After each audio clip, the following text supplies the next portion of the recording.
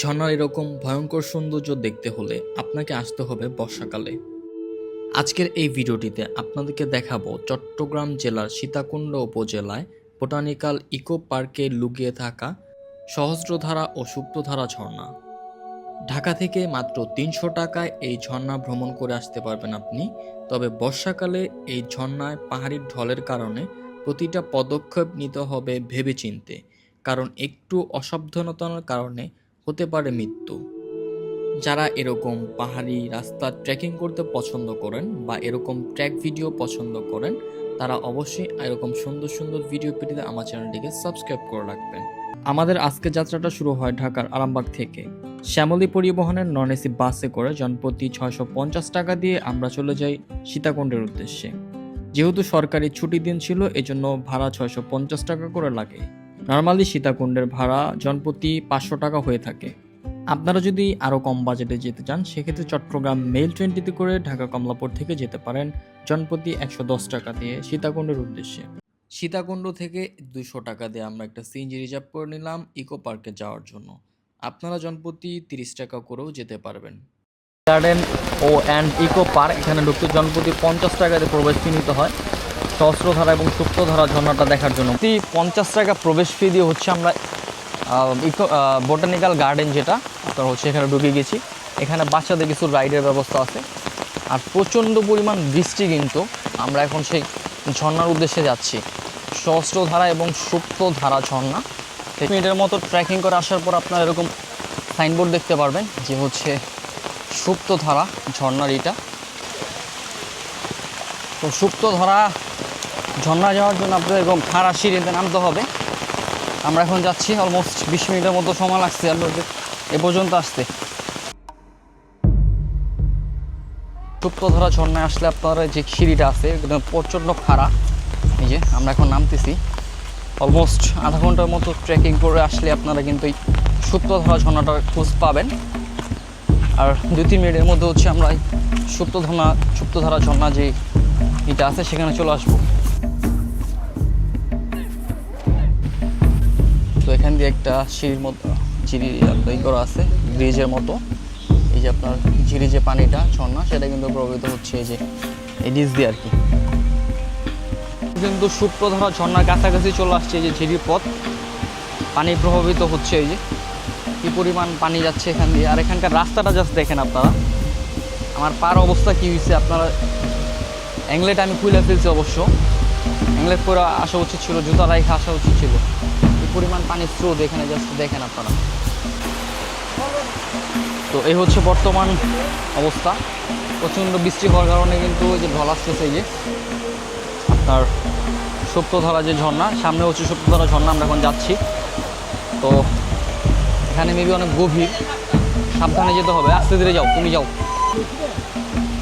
ও তো আমরা হচ্ছে এই যে উপর দিয়ে যাওয়ার চেষ্টা করতেছি। এখন এদিকটা দিয়ে যাওয়ার চেষ্টা করতেছি। আসো, তুমি আগে যাও। এই পরিমাণ ট্রেকিং করে আমাদেরকে যাওয়া লাগতেছে ঝর্ণার খোঁজে আর কি। পরিমাণ ট্রেকিং করতে হইতেছে আমাদের। আপনারা জাস্ট একটু দেখেন আস্তে। এই জায়গাটা কিন্তু অনেক গভীর, এই জায়গাটা স্পেসটাতে সামনের দিকে পানি আবার বাইরে যাবো নাকি পরে? হ্যাঁ, আল্লাহ ভরসা, যাও। তো আমরা কিন্তু সেই ঝর্ণার খোঁজে যাচ্ছি এখন। এই সাইড দিয়ে হচ্ছে আমরা যাওয়ার চেষ্টা করতেছি, কারণ এই দিকটা কিন্তু প্রচুর পরিমাণে গভীর। আপনারা স্রোত জাস্ট দেখেন, পানির স্রোত দেখলে বুঝতে পারবেন যে কী পরিমাণ গভীর এখানে।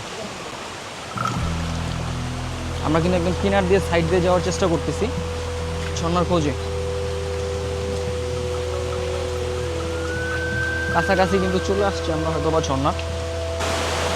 বন্ধুরা, স্পেসটাতে কিন্তু একদম সাবধানে যাবেন আপনারা। ধরো আমার, ধরো। এর মধ্যে জুতা এনে থুয়ে যাই আমি নাকি? এনে থুয়ে যাই। বন্ধুরা, এই স্পেসটাতে কিন্তু অনেক প্রচুর পরিমাণে স্রোত। দেখেন আমি কোন দিক দিয়ে যেতেছি। মাই গড,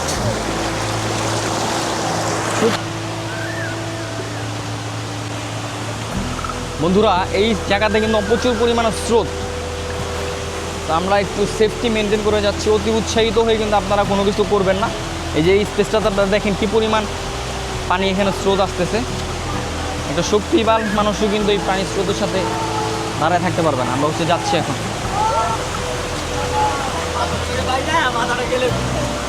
তো অনেক হচ্ছে যে পানির স্রোতে গোসল করতেছে, অতি উৎসাহিত হয়ে কোনো কিছু না করাই বেটার, আমি যেটা মনে করি। ঝর্ণার কী পরিমাণ স্রোত আপনারা জাস্ট দেখেন, প্রচুর পরিমাণে হচ্ছে স্রোত। আপনারা একটু সাবধানতা অবলম্বন করে যাবেন। এনে ঠাই আছে, এনে ঠাই আছে,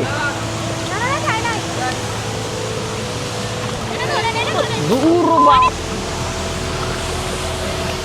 জুতাটা পরেছি আমি আরো ই করতেন। জুতা হলো আমার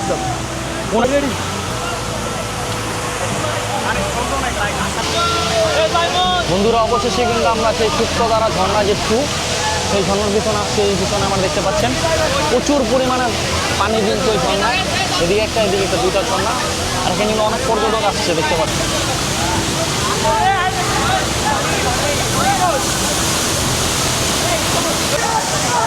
বন্ধুরা, রাইট নাও হচ্ছে আমরা সুপ্তধারা ঝর্ণাতে আছি। বিশাল ঝর্ণা কিন্তু এখানে দেখতে পাচ্ছেন কি পরিমাণ মানে পানির স্রোত এখানে, আর কি পরিমাণ এখানে পানি নামতেছে আর দেখতে পাচ্ছেন পাহাড়ি ঢলের কারণে। আর এখানে কিন্তু পর্যাপ্ত পরিমাণে এখানে কিন্তু ক্রাউড পর্যটক আসছে এখানে। আর এখানটায় কিন্তু প্রচুর পরিমাণে আপনার স্রোত কিন্তু এই জায়গাটা স্রোত আছে অনেক গায়ে। বন্ধুরা, কি পরিমাণ স্রোত যাচ্ছে এখানে এই জায়গাটা, স্পেসটার মধ্যে মারাত্মক স্রোত।